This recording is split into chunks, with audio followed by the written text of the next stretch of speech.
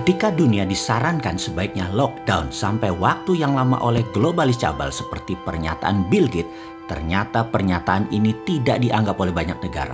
Globalis marah. Akhirnya COVID benar-benar menjadi tidak selesai.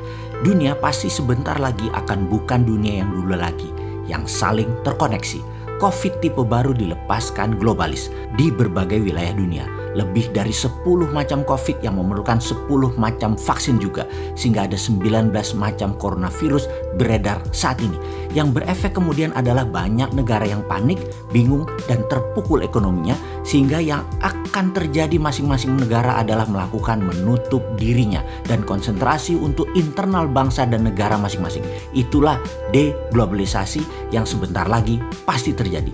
Hal ini, masalah deglobalisasi, lockdown atau PSBB adalah hal yang dimaui oleh globalis agar banyak negara menyerah dengan kemauan globalis. Di dalam negeri, Indonesia memiliki musuh abadi. Musuh Indonesia adalah resesi, depresi ekonomi, inflasi, bunga bank yang tinggi, kebijakan politikus yang mementingkan kelompoknya juga untuk negara asing dibela oleh politikus tersebut, negara superpower yang tertarik dengan sumber daya alam Indonesia, dan terakhir, globalis. Itu adalah musuh utama. Untuk itu, Indonesia harus berstrategi. Sementara dunia akhirnya meyakini bahwa COVID akan bersama manusia dalam waktu yang cukup lama, bahkan hingga 5 tahun ke depan atau 10 tahun ke depan akan masih ada. Lalu apa yang terjadi di dunia sebentar lagi? Vietnam dan Thailand yang kelebihan beras mulai menyimpan cadangan berasnya untuk kebutuhan mereka sendiri. Rusia, penghasil gandum untuk Eropa dan Timur Tengah, mulai memikirkan untuk kebutuhan nasionalnya. Amerika pun mulai menyetok minyak bumi dari Timur Tengah. Cadangan pangan Cina dan cadangan energi Tiongkok sedang dikuras oleh Amerika. Karena pandemi ini, seluruh negara dunia menjadi egois, memikirkan bangsa dan negaranya sendiri. Ekspor-impor antar negara berkurang. Efek global seakan menunggu genderang perang meletus yang memang diadu oleh globalis. Saat ini Hong Kong tegang, Myanmar tegang, Taiwan tegang, Korea Selatan tegang, Jepang tegang. Bahkan Amerika masih tegang di dalam negerinya, juga Tiongkok tegang. Semua negara seakan siap perang.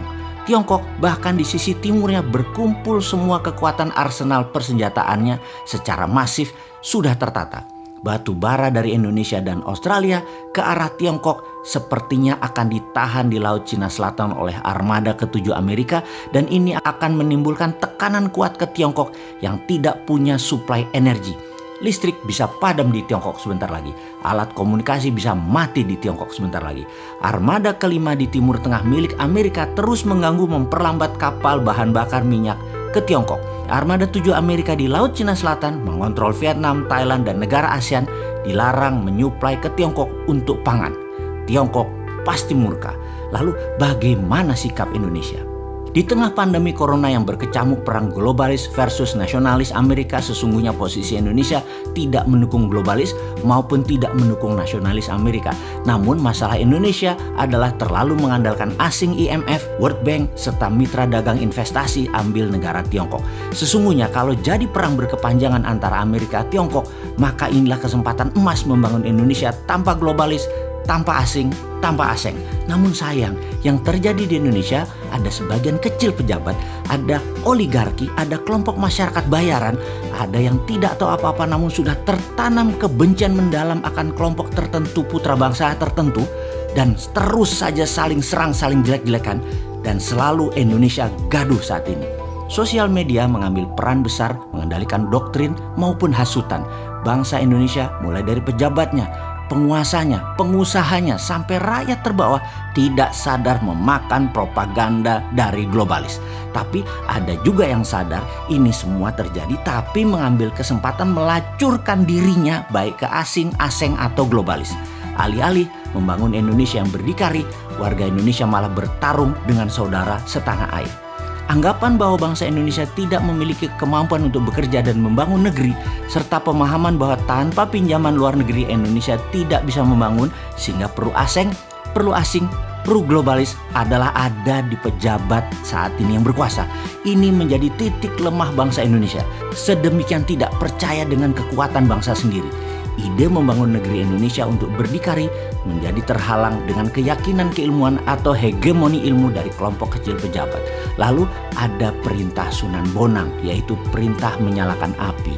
Tinitah Sabdo Sumuruping Dahono yang seharusnya terjadi di masa sekarang ini telah menunggu selama 5 tahun lebih perintah tersebut untuk dilaksanakan. Di suatu tempat di Gunung Merbabu, Nara sedang melaksanakan latihan rutinnya ketika dia mendapati sebuah pesan dari kakaknya. "Adikku, kamu harus turun gunung sekarang. Lihatlah negerimu. Kini saatnya kamu bela tanah airmu.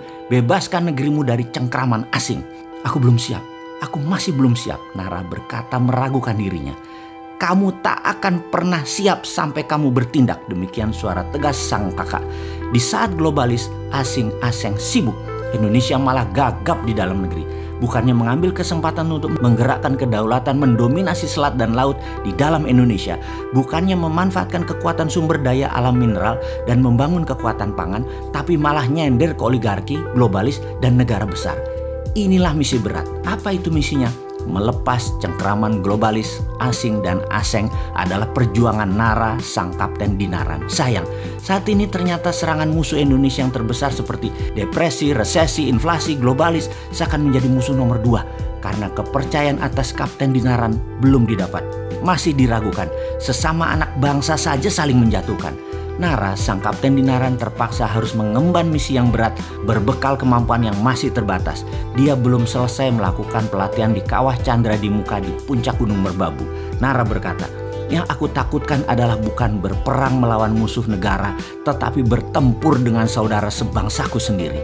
Inilah buku komik geopolitik, geoekonomi pertama di dunia untuk milenial dan Gen Z, serial Kapten Dinaran. Memiliki alur cerita yang penuh intrik, penuh strategi, penuh drama, dan tidak akan bisa menebak akan kemana jalan ceritanya ini berakhir. Strategi bernegara, negara superpower, globalis cabal yang menggurita, shadow banking, deep state, dan banyak lagi intrik geostrategi dunia terjadi dibahas dalam komik Kapten Dinaran ini. Yang menjadi pertanyaan, bisakah globalis dikenali, dikalahkan, dan dibongkar oleh Nara, sang Kapten Dinaran? Atau Nara akan gagal kemudian menjadi pecundang, atau kelompok lain mengalahkan Kapten Dinaran sebelum dia bergerak melakukan sesuatu? Jawabnya, semuanya mungkin. Semuanya bermain dan seru dan semuanya penuh keterkejutan. Selamat menikmati komik Kapten Dinaran.